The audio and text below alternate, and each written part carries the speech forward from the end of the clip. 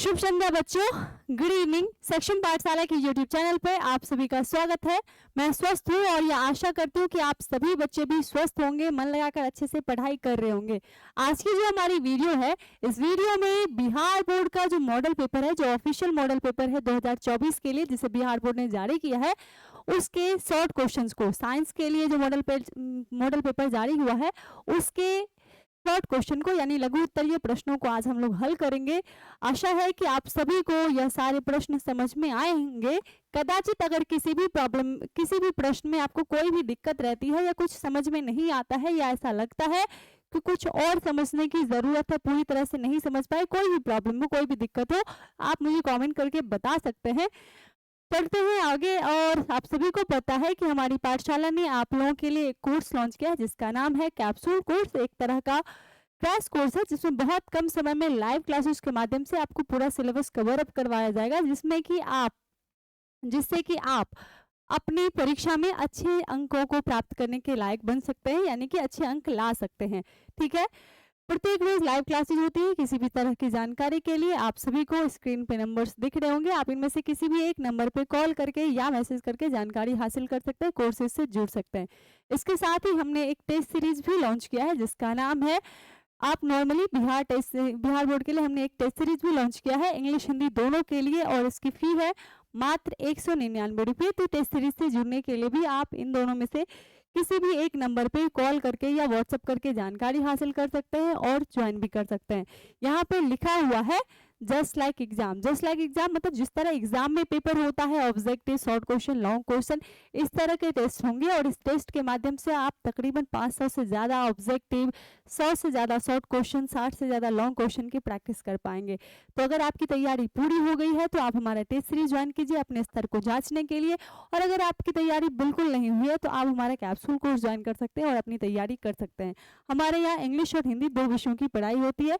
अगर किसी को सिर्फ हिंदी की टेस्ट सीरीज लेनी हो तो सिर्फ हिंदी की टेस्ट सीरीज भी ले सकते हैं, और सिर्फ इंग्लिश की लेनी हो तो सिर्फ इंग्लिश की भी ले सकते हैं, दोनों लेनी हो तो दोनों ही ले सकते हैं।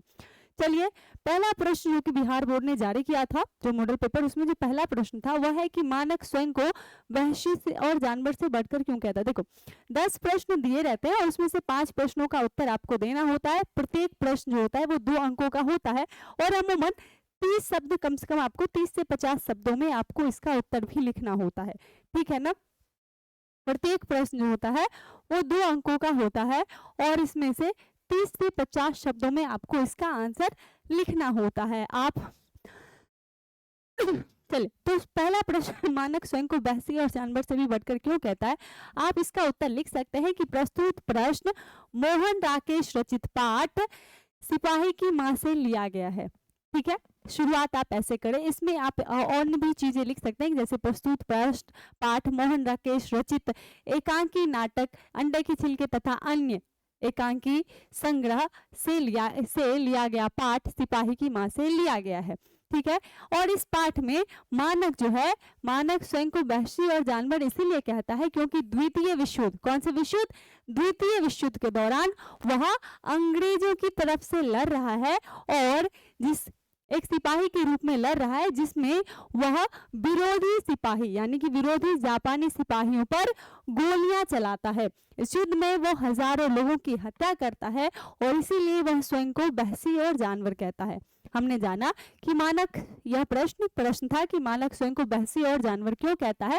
तो मानक स्वयं को बहसी और जानवर इसीलिए कहता है क्योंकि द्वितीय विश्व युद्ध में जब एक भारतीय सिपाही के रूप में वो अंग्रेजों की तरफ से लड़ने बर्मा गया हुआ था और वहां जो जापानी सिपाही जो अंग्रेजों के खिलाफ थे उन सिपाहियों पर यह गोलियां बरसा रहा था अपनी जान बचाने के लिए भी और युद्ध लड़ने के लिए भी, और इसमें वो इतने सारे लोगों की हत्या करता है, इस वजह से वो अपने आप को बहसी और जानवर कहता है। यह वाकया मूलतः तब होता है जब मुन्नी की माँ यानी कि बिस्नी रात को सोई हुई होती है और वो सपना देखती है कि मानक आया है, वह लेटा हुआ है बिस्नी की गोदी में और उसके मारने के लिए एक दूसरा सिपाही आता है और वो कहता है कि तुम्हारा बेटा जो है बहसी और जानवर है, और उस वक्त कहता है कि हाँ मैं बहसी और जानवर हूँ और मैं इसे मार दूंगा। ठीक है, उम्मीद है यह प्रश्न समझ में आया होगा। कोई दिक्कत हो तो मुझे कमेंट सेक्शन में बताएंगे। अगला प्रश्न है कि जहां भय है वहां मेधा नहीं हो सकती। तो यह प्रश्न लिया गया है आपको जे कृष्णमूर्ति रचित पाठ शिक्षा से। किससे?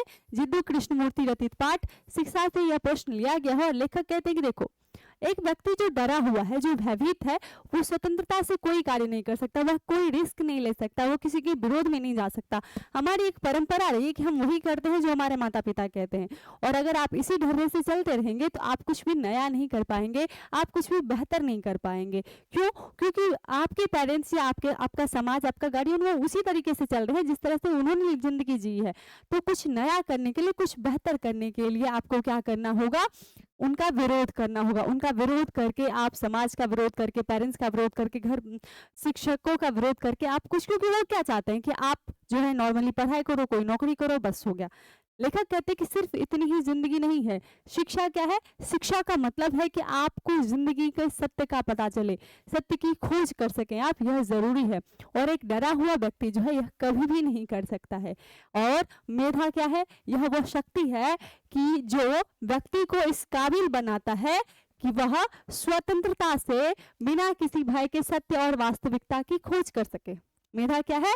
जो व्यक्ति को इस काबिल बनाता है कि व्यक्ति बिना किसी डर के, बिना किसी भय के कोई भी काम कर सके, सत्य की, वास्तविकता की खोज कर सके।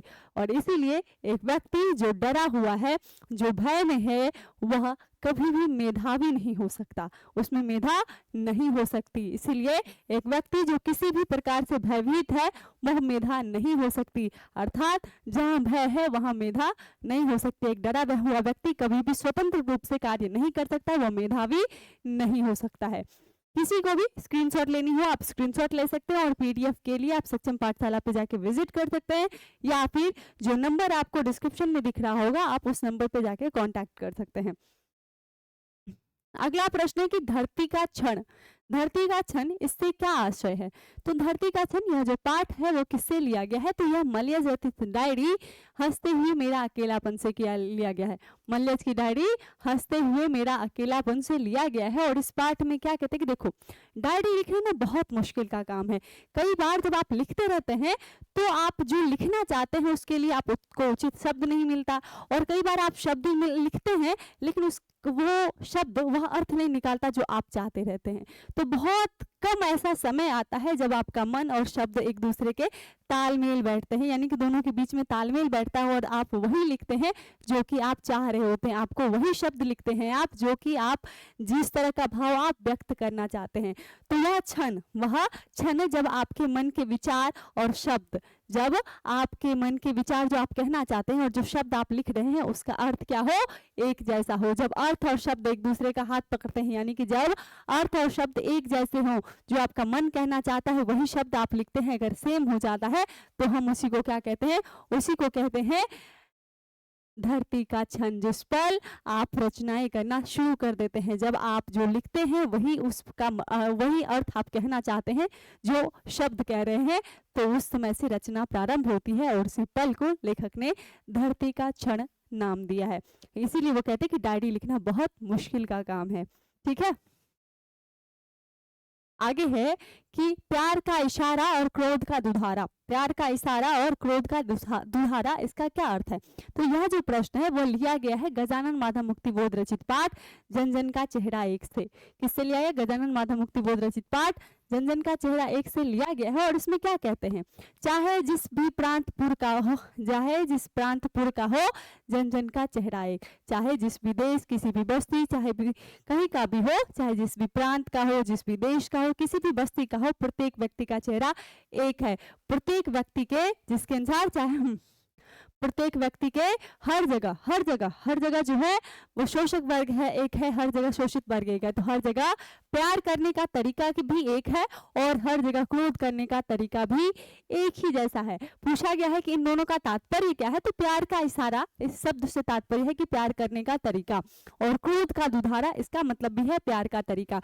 होता यूं है कि जब चाहे दुनिया में कहीं पे भी हो, प्यार करने का जो तरीका होता है वो एक जैसा ही होता है। आप जिस तरह से किसी को गले लगाते हैं, आपको अच्छा लगता है, तो वो अमेरिका हो, यूरोप हो, एशिया हो, सब जगह गले लगाने से प्रेम व्यक्त होता है। जिस तरह गुस्सा क्रोध दिखाने का जो भाव होता है वो चाहे अमेरिका हो, एशिया हो, यूरोप हो, कहीं पे भी हो, एक जैसा ही होता है। और यहाँ पे इसी बात को समझाने की उन्होंने कोशिश की है। प्यार का इशारा मतलब प्यार करने का तरीका, उस तरह उसकी भावना, उसको व्यक्त करने का तरीका। और क्रोध का दुधारा का मतलब भी होता है क्रोध को व्यक्त करने का तरीका, उस समय जिस तरह का आपका व्यवहार होता है। ओके, उम्मीद है समझ में आई होगी। स्क्रीनशॉट लेनी हो आप ले सकते हैं, पीडीएफ के लिए आप कांटेक्ट कर सकते हैं। चलिए, हृदय की बात का अर्थ क्या होता है? तो यह जो पंक्ति है यह लिया गया है कामायनी से लिए गए कविता तुमुल कोलाहल कलह से, जिसकी रचना की है जयशंकर प्रसाद ने। किसने? जयशंकर रचित पाठ, जयशंकर प्रसाद रचित पाठ तुमुल कोलाहल कलह में, जो कहाँ से लिया गया? कामायनी महाकाव्य से लिया गया है। इसी पाठ से यह प्रश्न लिया गया, जिसमें श्रद्धा मुझसे क्या कहती है? तुमुल कोलाहल कलह में मैं हृदय की बात रे मन, यानी कि हो हल्ला से भरे इस संसार में मैं तुम्हारे मन की बात हूँ, यानी कि जो तुम्हारा मन चाहता है वो कौन है? वह मैं हूँ। तो मन की बात का मतलब है कि उस समय में आपका हृदय जो चीज चाहता है, जो आपको सुख दे सके, जो सुकून दे सके, वह जो शांति दे सके, वही क्या है? मन की बात का अर्थ है। मन की बात का अर्थ जो आपका मन चाहता हो, जिस चीज को आपका मन पसंद करता हो और उस समय उसे अपने साथ चाहता हो। ठीक है, तो मन, हृदय की बात का अर्थ है मन क्या चाहता है, वह जो मन को सुकून, शांति और प्रसन्नता दे। ठीक है, चलो आगे है कि तुलसी ने अपने किन किन दुर्गुणों का बखान किया है।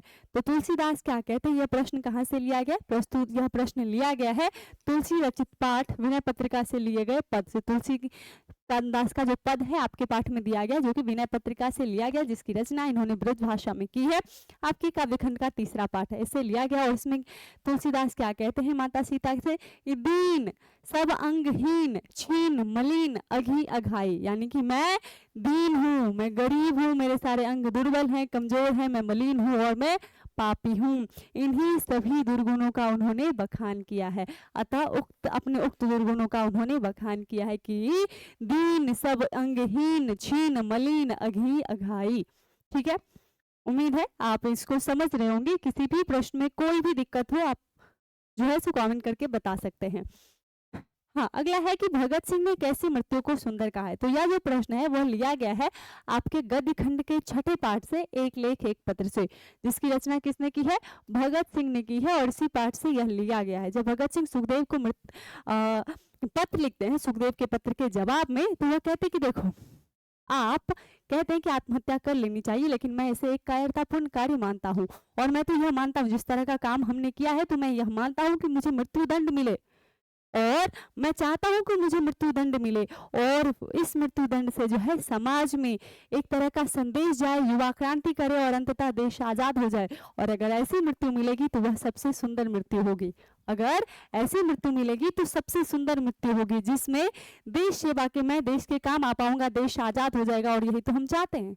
इसीलिए देश सेवा के बदले मिली फांसी को, देश सेवा के बदले मिली हुई फांसी को, ऐसी मृत्यु को भगत सिंह ने क्या कहा है? सुंदर मृत्यु कहा है। और आत्महत्या को एक कायरतापूर्ण कार्य कहा है, एक घृणित कार्य कहा है। आगे बढ़ते हैं और हमारा आज का 8वां प्रश्न है कि कबीर विषयक छप्पे में नाभादास ने कबीर के बारे में क्या कहा है। तो यह प्रश्न कहाँ से लिया गया है? नाभादास रचित पाठ छप्पे से लिया गया है, जिसमें नाभादास ने क्या कहा है कि कबीर जो थे वो हिंदू तुरक प्रमाण रमैनी सबदी साखी पक्षपात नहीं बचन सभी के हित की भाषी। उसके बाद वह क्या कहते हैं कि वह जो है कभी भी किसी के साथ भेदभाव नहीं करते थे। वो हिंदू हो या तुरक हो, कभी भी किसी के साथ भेदभाव नहीं करते थे। सबसे वह क्या करते थे? प्रमाण मांगते थे। वह सभी से प्रमाण मांगते थे और पूछते थे कि बताओ तुम्हारे जो भी, वह सबसे पूछते थे, प्रमाण मांगते थे। उसके बाद वह कहते हैं, क्या कहते हैं वो? हाँ, हिंदू तुरक प्रमाण रमैनी सबदी साखी पक्षपात नहीं बचन सभी के हित की भाषी आरूढ़ दशा वह जगत पे मुख देखी नहीं भनी और कबीर का निराखी नहीं वर्णाश्रम सटदर्शनी। यानी कि कबीर जो है चाहे हिंदू हो या मुसलमान हो, इस तरह से किसी के साथ भी भेदभाव नहीं करते थे, किसी के साथ भी पक्षपात नहीं करते थे और सदैव सबके हित की बात करते थे। इसके साथ ही जिस तरह की एक दशा जो संसार में प्रचलन चल रहा है कि लोग किसी का जाति, किसी के धर्म पूछ के बात करते थे, ऐसा कबीरदास बिल्कुल नहीं करते थे।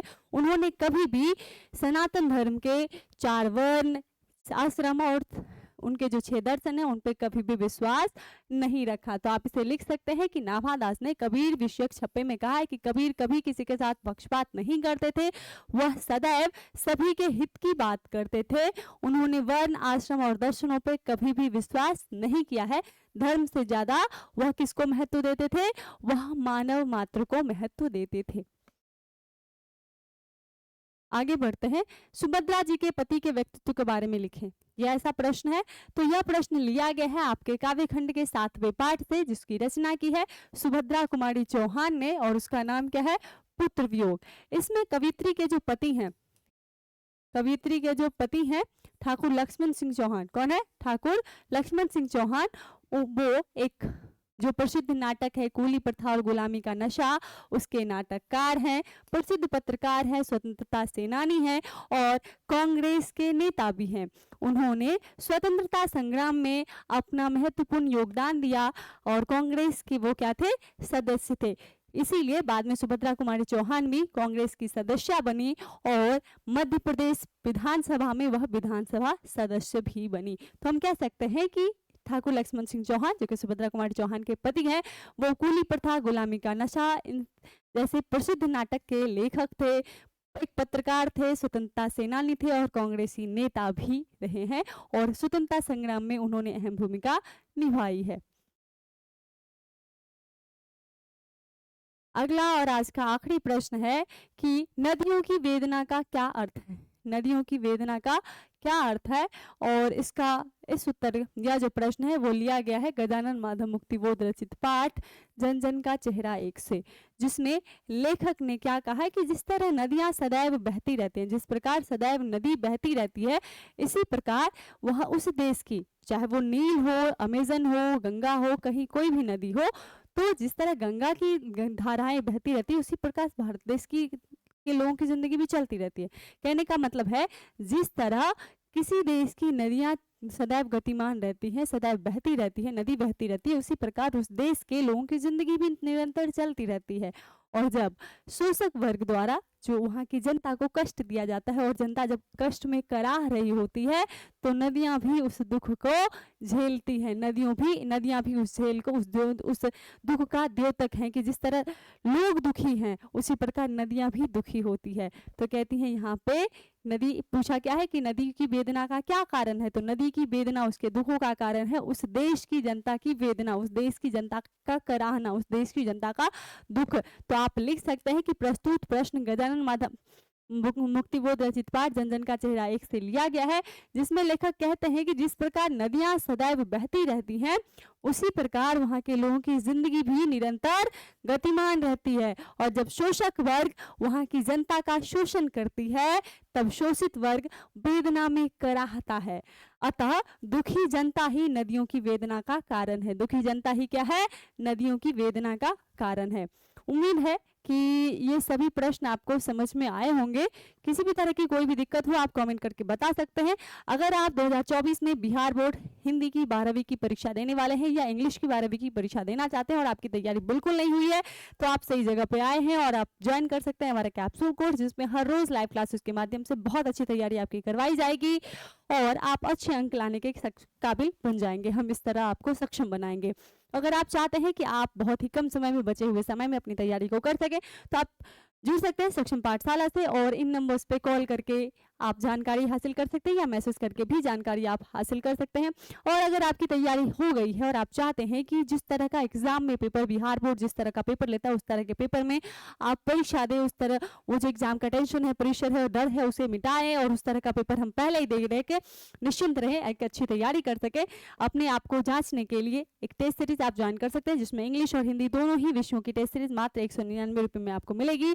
लिखा हुआ दिख सकता है आपको जस्ट लाइक एग्जाम, जिसमें इस एग्जाम में जिस तरह का पैटर्न होता है, ऑब्जेक्टिव, सब्जेक्टिव, मतलब वस्तुनिष्ठ प्रश्न, शॉर्ट प्रश्न, लॉन्ग क्वेश्चंस, अब आवेदन पत्र, निबंध, ये सारी चीजें आपको मिलेंगी। मिलते हैं अगली वीडियो में। लेकिन आप सभी जिनकी तैयारी हो चुकी है वो टेस्ट सीरीज ज्वाइन करें। जिनकी तैयारी नहीं हुई है, कैप्सूल कोर्स को ज्वाइन करना बिल्कुल नहीं भूलेंगे किसी भी तरह की जानकारी के लिए। हाँ, और अगर आपको सिर्फ हिंदी की ज्वाइन करनी हो, सिर्फ हिंदी की ज्वाइन कर सकते हैं, सिर्फ इंग्लिश की करनी हो, सिर्फ इंग्लिश की भी कर सकते हैं। मिलते हैं अगली वीडियो में एक नए लेक्चर के साथ। तब तक के लिए सभी लोग जुड़े रहिए सक्षम पाठशाला के साथ, पढ़ते रहिए, बढ़ते रहिए, स्वस्थ रहिए और सक्षम बनिए। शुभ रात्रि।